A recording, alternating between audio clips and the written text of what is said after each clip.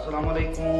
मैं ਤੁਹਾਡਾ ਆਪਣਾ ਹੋਸਟ ਡਾਕਟਰ ਮੁਹੰਮਦ ਇਰਫਾਨ ਮਲਿਕ ਤੇ ਤੁਸੀਂ ਵੇਖਦੇ ਪਿਓ ਮੇਰਾ Punjabi YouTube channel Punjabi tiger ਲੋ। ਸਾਡੇ ਇਸ ਚੈਨਲ ਤੇ ਸਪੈਸ਼ਲ ਨਿਤ ਨਵੇਂ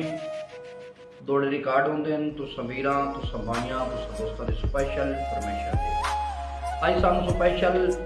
पाकिस्तान तो फरमाइश की थी मेरे छोटे वीर मेरे भाई मेरे दोस्त जनाब मोहतरम मलिक निमतुल्लाह खान जरगर बहमरा जनाब मलिक शबर अब्बास जरगर उन्होंने स्पेशल फरमाइश थे दौड़ा भाई बड़ा ठाठ दा वतन ते वसदा हमो परदेस चाके रुल गया बड़ा ठाड़ दा वतन ते वसदा हमू परदेस आके रुल गए हैं जो घिर गई परेशानियां विच हसन खेडण नूं ही भुल गए हैं जी है डॉक्टर जी ते गरजां दे मिसर बाजार दे विच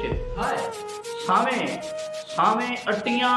वेख के तुल गए हैं हीरा हमू डॉक्टर पर हाय किस्मा तेरे प्यार च हो